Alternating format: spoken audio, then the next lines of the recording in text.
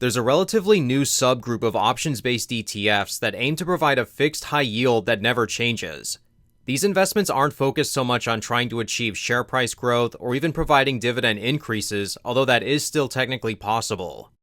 The strategies these funds use aim to provide shareholders with dependable and consistent distributions every month. The target income funds that are currently available today provide yields of either 15% or 20%.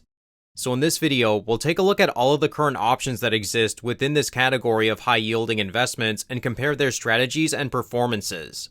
Because as we're about to see, some of these ETFs do a better job at achieving their goal than others, and the highest yielding options that exist may not necessarily be the best picks. We'll start by looking at one of the newest funds in this category, which is ticker XV, the Simplified Target 15 Distribution ETF. Now, if you're not familiar, Simplify is a company that creates some really unique and often pretty intricate investments that can be pretty hard to understand. Ticker XV is no exception in that it's a part of their new Barrier Income ETFs, which they claim offer a more flexible and streamlined alternative to traditional structured products by eliminating bank credit risk, reducing compliance burdens, ensuring continuous liquidity, and seamless rolling into new vintages. It aims to provide a consistent 15% dividend yield by selling barrier put options. These are unique options that only lose money at expiration if the underlying asset price drops below a predetermined level, which is known as the barrier. When the option expires, there's no realized gain or loss on the option if the asset price declines less than their 30% downside barrier.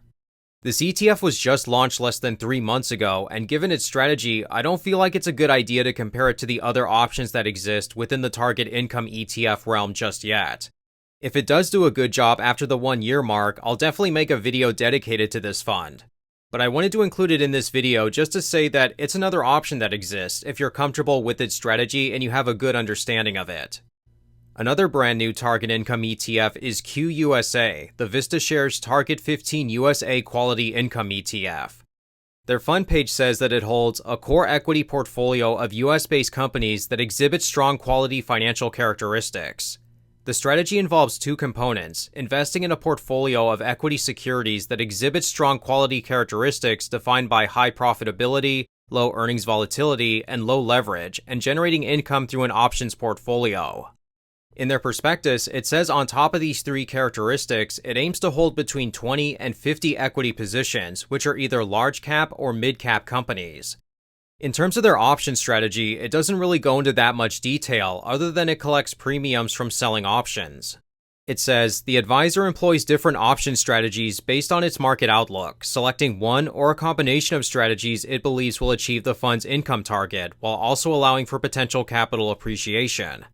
They don't go into detail on what or how these different strategies can achieve that 15% yield though.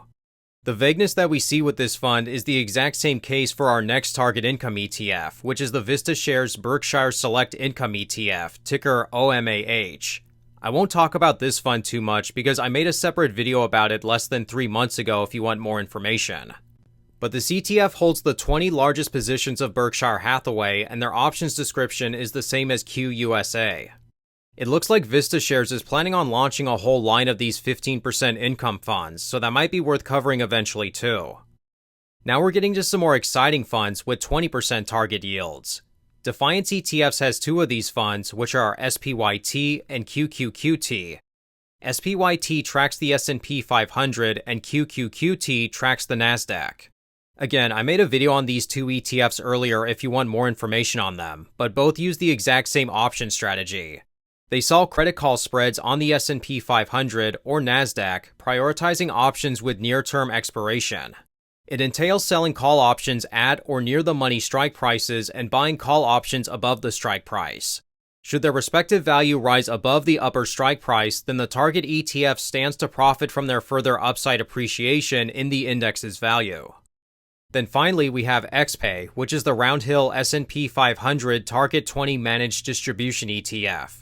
This one is exposed to the S&P 500 just like Defiance's ETF, SPYT.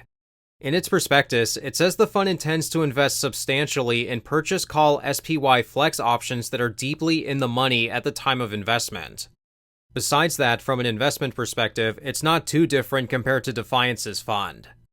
So that's the complete lineup of target income ETFs as of the making of this video. Let's look at some quick numbers.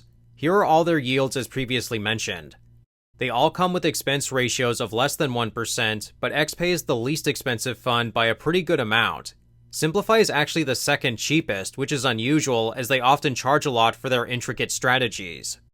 The most diversified funds would have to be SPYT and XPay, since they both mirror an index ETF and the S&P 500 is more diverse than the Nasdaq. Both funds by VistaShares may have fewer holdings, but they're supposed to be higher quality picks if you believe in Berkshire and VistaShares' stock selection process with QUSA. But again, most of these ETFs are still brand new and we don't have long established track records yet.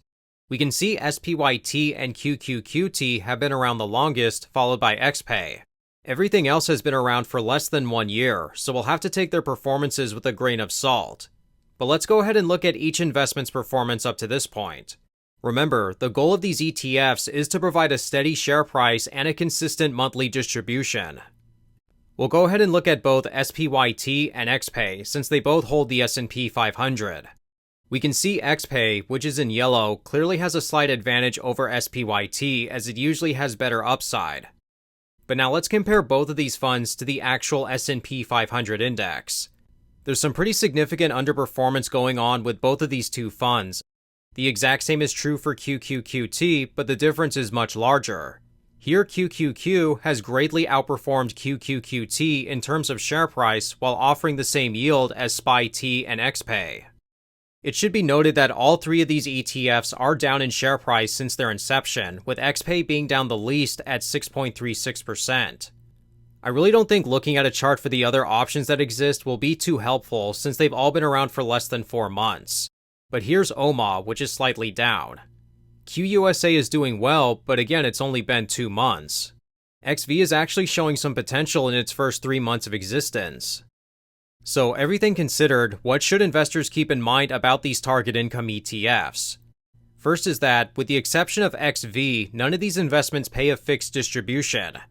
You might think, I bought shares of this ETF for $20 per share, and a 20% distribution means that I'll get paid 33 cents for every share that I own going forward, but that's not how most of these funds work. The 20% or 15% yield is whatever the NAV is for that month. In other words, what you'll get paid will go up or down depending on the share price movements of the ETF. SPYT has lost the most in share price since inception, as we can clearly see its monthly payments have been going down. So that target 20% reflects whatever the share price is at the end of each month. So it's really important that these ETFs don't go down a lot in share price. So ultimately, which of these funds do I think is the best pick? I think XPay would be the best one, but I am more optimistic about XV from Simplify. It's never gone through a serious market decline though, as it just missed Liberation Day, when Trump was announcing all of those tariffs and the markets fell pretty hard in a short amount of time. I'm really hesitant to recommend a fund that's been around for less than 1 year though, so I can't confidently do that. I'm not really impressed by anything that currently exists in this category of investments, but I am very optimistic. I think it's very likely that one of the companies mentioned in this video, or a different company, will eventually introduce a new target income ETF that has a better strategy. But we'll see how the newer funds play out, especially XV, and we'll also see if QUSA can actually pick superior stocks for their fund. Let me know which of these funds you think would be the best ETF, but with that being said, that's going to wrap up today's video.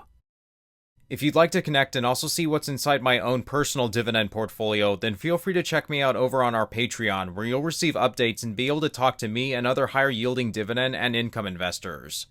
But with that being said, thank you all so much for watching today's video, and until next time, take care.